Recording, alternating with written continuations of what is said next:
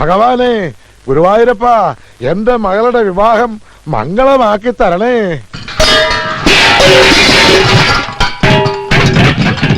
ഇവിടെ വലിച്ചു വാരിയിടാനല്ല പറഞ്ഞത്. ആർക്കും ഒന്നിലും ഒരു ശ്രദ്ധയും ഇല്ല. തനിയൊന്നേ വരുന്നേ. താനാണോ ഇവിടുത്തെ ദേഹണ്ണക്കാരൻ? അതെ. വീട്ടുമുറ്റത്ത് വെച്ചാണോ ദേഹണ്ണം? അല്ല, പിൻഭാഗത്താ. എന്നാ പിന്നെ വാചോടിച്ചിരിക്കാതെ ചെമ്പും കലവും ചട്ടവും എടുത്ത് അപ്പുറത്തോട്ട് വെക്കണോ? ഓഹോ.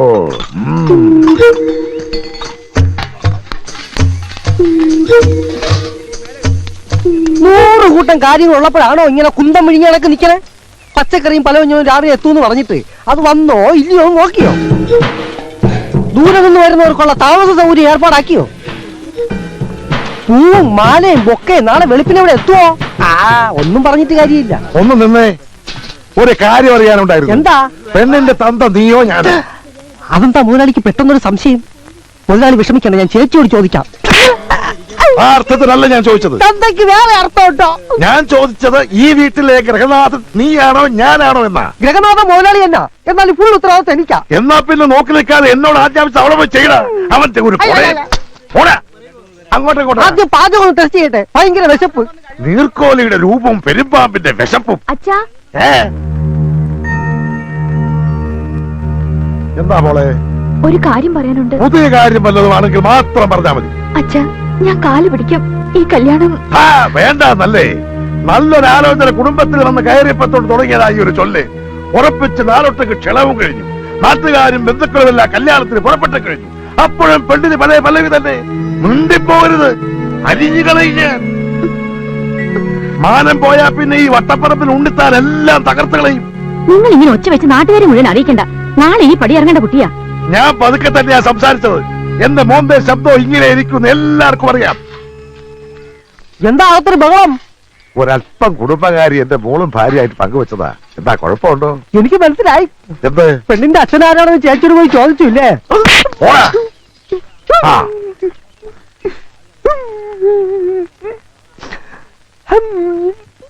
എടാ അച്ചുവേ, എന്റെ മകൾക്ക് ഇതെന്താ പറ്റി? കല്യാണം അടുക്കും തോറും മനസ്സിനകത്തൊരു ചാഞ്ചാട്ടം. ഇപ്പൊ കല്യാണം വേണ്ട വേണ്ട എന്നൊരു വാശി. ഇനിയിപ്പൊ പേടിച്ചിട്ടാണോ അതോ? അതെ, മുഹൂർത്തം എടുക്കും തോറും പേടിക്കുന്ന പെണ്ണുങ്ങൾ 2 തരത്തിലുള്ളവരാ. ഒന്ന് പിഴച്ച പെണ്ണ്, 2 പ്രേമിച്ച പെണ്ണ്. ഇത് ഏത് വകുപ്പിലാ മോളെന്ന് പോയി ചോദിക്കും. എന്റെ മോള് കുടുംബത്തിൽ പറഞ്ഞവളാണ് എന്ന് ആയിക്കൂടുന്നുണ്ടോ? ചേട്ടനെ വിളിച്ചായിരുന്നോ? പോയി അരി വെക്കണോ കോപ്പേ? ഭ്രാന്ത് വരും.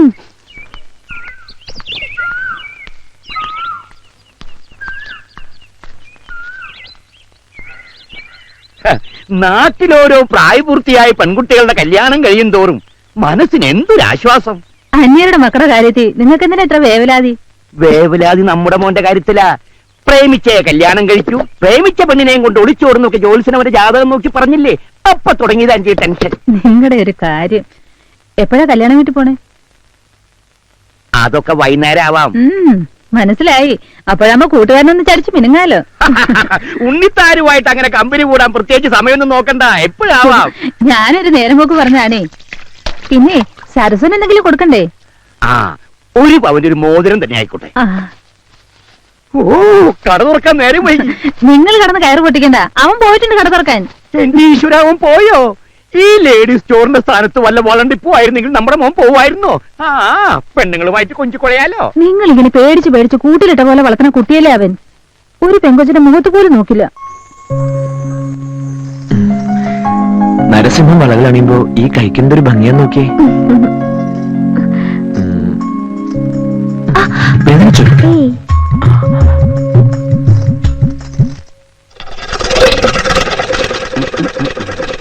ഇതും കൂടെ മറ്റേ കയ്യിലിടട്ടെ, നല്ല ഭംഗിയുണ്ടാവും. അത് കാശൊരു പ്രശ്നമാക്കണ്ട, പിന്നെ വരുമ്പോ തന്നാ മതി. ആദ്യം മനോഹരമായ കൈകളിൽ ഈ വളകൾ കിടക്കട്ടെ. അവളെ കയ്യിൽ നിന്ന് വിട്ടേ, വിടറാ. അവളെ ഇങ്ങനെ പോടാ. മോളെ കൈമുട്ടി നീട്ടിയേ. കാശൊക്കെ കയ്യിലുണ്ടല്ലോ. ഇപ്പൊ എങ്ങനെയാ നൊന്തോ? നൊന്തു. പിന്നെ പുതിയ മാലയും വളയൊക്കെ വന്നിട്ടുണ്ട്, കാണിക്കട്ടെ? വേണ്ട. അച്ഛൻ ചെറിയൊരു ദേഷ്യക്കാരനാ. അടുത്ത ആഴ്ച പുതിയ ഫാഷൻ വരുന്നുണ്ട്, വരണം. പുഞ്ചിരി മത്സരം അവസാനിപ്പിച്ച് വേഗം ബാക്കി കൊടുത്ത് വിടറാ. അച്ഛന്റെ സ്വഭാവം എങ്ങനെയാണെങ്കിൽ എത്രയും പെട്ടെന്ന് ഈ കട അടച്ചു പൂട്ടും. ഇവിടെ ഞാനായിട്ട് ഉണ്ടാക്കിയ ഗുഡ്വിൽ അച്ഛനായിട്ട് നശിപ്പിക്കും. നിനക്കൊരു ധാരണയുണ്ട്, നിന്റെ ചോക്ലേറ്റ് മോന്ത കണ്ടിട്ട് ആ പെമ്പിളിന് ഇങ്ങോട്ട് കയറി വരുന്നേന്ന്. കച്ചവടം ചെയ്ത് ലാഭം കൊയ്യാതെ പെണ്ണിന്റെ മോന്തയുടെ ചന്തം നോക്കി നിൽക്ക. പൈസ പിന്നെ തന്നാവെന്ന് പറയാൻ അവൾ ആരാ? നിന്റെ അമ്മായിയുടെ മോള. കടയിൽ വരുന്ന കസ്റ്റമേഴ്സിനോട് ഒരു അല്പം മാന്യത കാണിച്ചതാ ഞാൻ ചെയ്ത തെറ്റ്. ഈ വളയിടൽ പരിപാടി എന്റെ മോന് പറ്റിയതല്ല.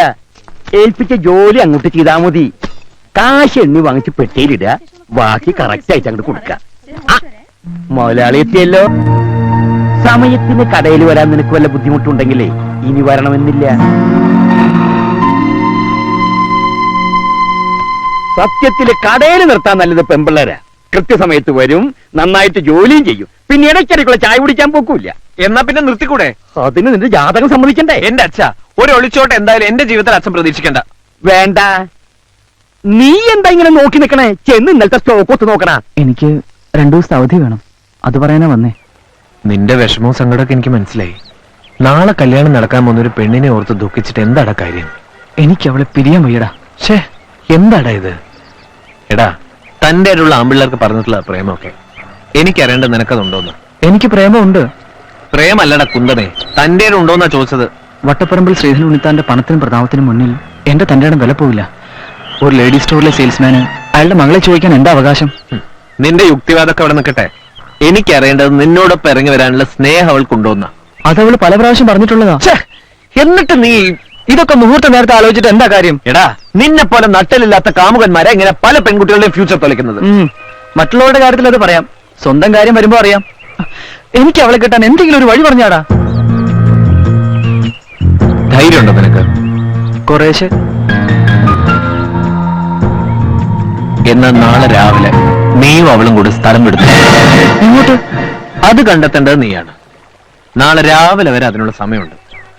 1 മാസത്തേക്ക് 2 പേർക്കും ജീവിക്കാനുള്ള കാശ് ഞാൻ തരാം. ശ്രമിച്ചാൽ നിനക്കൊരു ജോലി കിട്ടില്ലേ? ഒരു ലേഡി സ്റ്റോറിംഗിലും ഇല്ലാത്ത നാടുണ്ടാവില്ലല്ലോ. എന്തു പറയുന്നു? ഏറ്റു. പക്ഷെ അവളെ ഈ വിവരം എങ്ങനെ അറിയിക്കും? നിങ്ങൾ കുടുംബക്കാർ തമ്മിൽ നല്ല അടുപ്പല്ലേ? നിനക്ക് അവിടെ എപ്പോ വേണമെങ്കിലും കയറി ചെല്ലാലോ.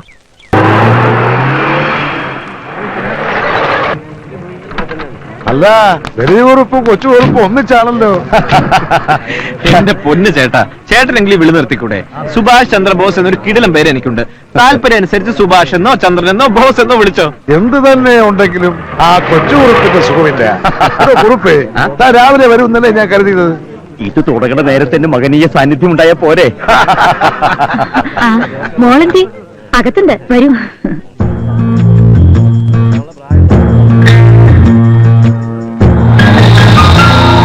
ഇത് ഞങ്ങളുടെ വക. വരൂ, എന്തെങ്കിലും കഴിച്ചിട്ട് സംസാരിക്കാം. ഈ കോളാസ് എടുത്ത് ഓരോന്ന് അങ്ങോട്ട് കൊടുത്തു.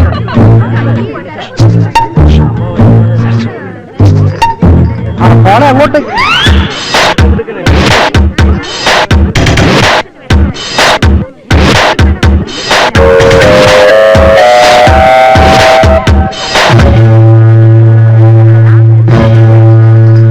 മോടെ വിവാഹത്തെക്കുറിച്ച് എനിക്ക് ഒരുപാട് സ്വപ്നങ്ങൾ ഉണ്ടായിരുന്നു. ഗുരുവായൂരപ്പന്റെ കടാക്ഷം കൊണ്ട് ഇതുവരെയെല്ലാം ഭംഗിയായി.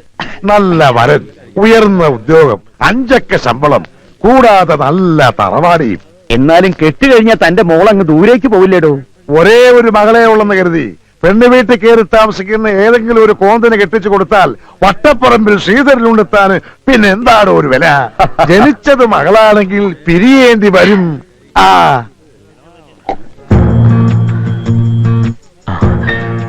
മണിക്കുട്ടനായിട്ട് കാര്യങ്ങളെല്ലാം സംസാരിച്ചിട്ടുണ്ട്. നാളെ വെളുപ്പിന് റെയിൽവേ സ്റ്റേഷനിൽ എത്തണം. അവനവിടെ വരും. എനിക്ക് പേടിയുണ്ട്.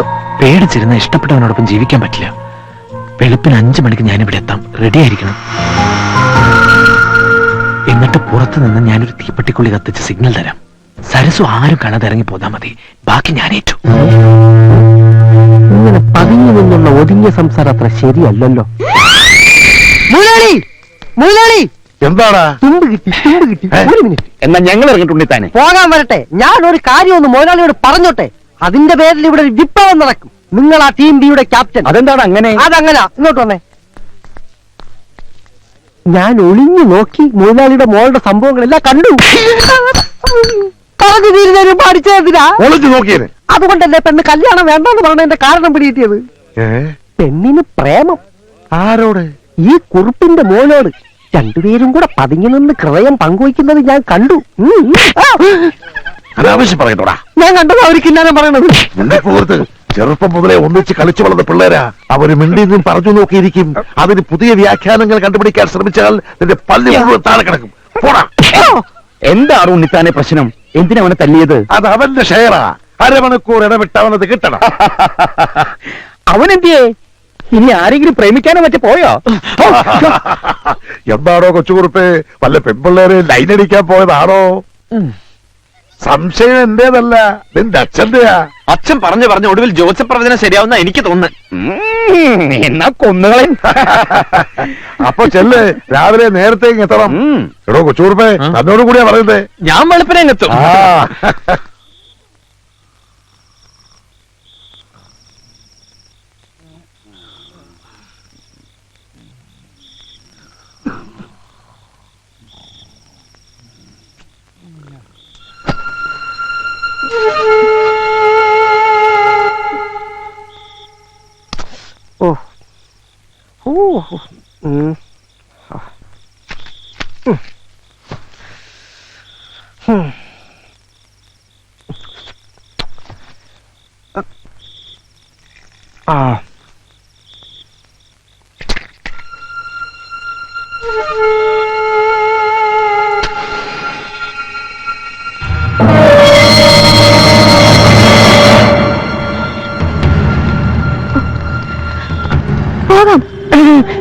അയ്യോ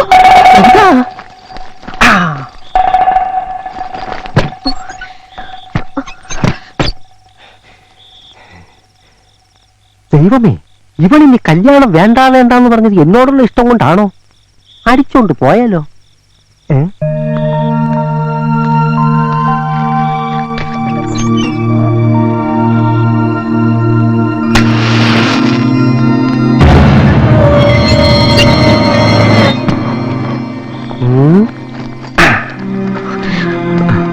ആരും കണ്ടില്ല. അച്ചു കണ്ടു. അബദ്ധം പറ്റിയതാ. വേഗം വാ.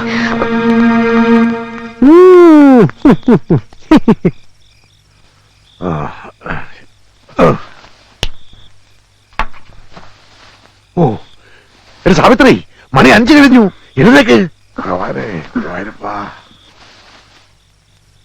അമ്മായി സരസ്വനെ മുറി കണ്ടില്ലേ?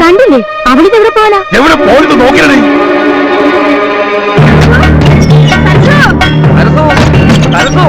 ആ മുറിയിൽ നോക്കിയോടാ. നിങ്ങൾ ഇവിടെ കിടന്ന് കറങ്ങാൻ നോക്കണേ. സരസു,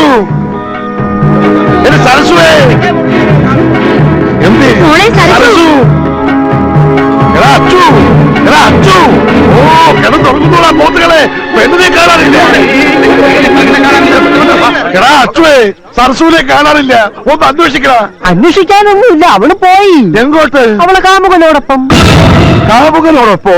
ആ, പാലത്തിങ്കൽ കുറുപ്പിന്റെ മകൻ കൊച്ചുകുറുപ്പിനോടൊപ്പം സ്ഥലം വിട്ടു. ഞാനെന്റെ കണ്ണുകൊണ്ട് കണ്ടതാ. എന്നിട്ട് എന്താ നീ മിണ്ടാതിരുന്നേ? ചെറുപ്പം മുതലേ ഒന്നിച്ച് കളിച്ചു വളർന്ന പിള്ളാരല്ലേ, പോട്ടെ എന്ന് ഞാനും കരുതി. എടാ, അവര് തമ്മിൽ പ്രേമമാണെന്ന് ഞാൻ ഇങ്ങനെ പറഞ്ഞതല്ലേ, എന്നിട്ട് കേട്ടോ, എല്ലാവരെയും ഒന്നിച്ച് കളിപ്പിച്ച് അവര് നാട് വിട്ടു.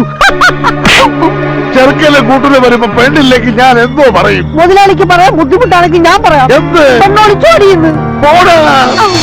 അവര് നാട് വിടും മുമ്പ് എനിക്ക് പിടിക്കണം.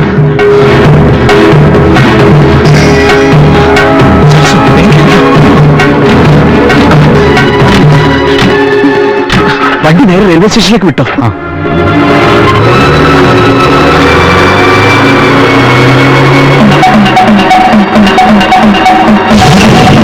എന്റെ ഈശ്വര, ഞാൻ എന്തായി കേക്കണേ? ജാതകം പലിച്ചൂടി. ആ ഉണ്ണിത്താന്റെ മോളുമായിട്ട് നമ്മുടെ മോൻ ഒളിച്ചോടിയെന്ന്. അവൾ ഇത്രയും കള്ളിയാണെന്ന് ഞാൻ കരുതിയില്ല. നമ്മുടെ മോനെ വിളിച്ചെടുത്തോണ്ട് പോയില്ലേ? ഇനി ആരും കുറ്റം പറഞ്ഞിട്ട് കാര്യമില്ല. നിങ്ങളുടെ മോനെ സൂക്ഷിക്കേണ്ട നിങ്ങളല്ലേ? സൂക്ഷിച്ചു, ഒരുപാട് സൂക്ഷിച്ചു. അതുകൊണ്ടാ ഇങ്ങനെ പറ്റി. ഈ കുറിപ്പ് ജീവിച്ചിരിപ്പുണ്ടെങ്കിൽ എന്റെ മോനോട് അവൾ ജീവിക്കില്ല. അവർ നാടൂടെ ഞാൻ സമ്മതിക്കില്ല. വണ്ടി എടുക്കണം. യാത്രക്കാരുടെ ശ്രദ്ധയ്ക്ക് തിരുവനന്തപുരത്ത് നിന്നും ഈറോഡിലേക്ക് പോകുന്ന 6231 നമ്പർ തിരുവനന്തപുരം ഈറോഡ് എക്സ്പ്രസ് അല്പസമയത്തിനുള്ളിൽ 1 നമ്പർ പ്ലാറ്റ്ഫോമിൽ വന്നു ചേരുന്നു. മണിക്കുട്ടി എത്തിയില്ലേ? ട്രെയിൻ എത്താറായി. ഒന്ന് സ്പീഡിൽ വിടറോ. വിമാനത്തിന് സ്പീഡ് ഓട്ടോസിൽ കിട്ടൂല മോനെ. ഒന്നാമത് എഞ്ചിൻ ഏറെ വണ്ടിയാണ്.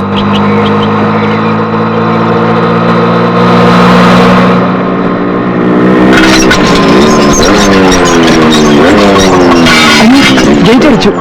ഇപ്പൊ വരുന്ന ട്രെയിൻ എനിക്ക് പോകേണ്ടതാ. ഞാനിപ്പോ എന്താ ചെയ്യാ? എന്തെങ്കിലും ചെയ്യടോ. സിനിമയിലെ പോലെ ആട്ടോ ജമ്പ് ചെയ്യട്ടെ? വേണ്ട, ഞാൻ ജമ്പ് ചെയ്തോളാം.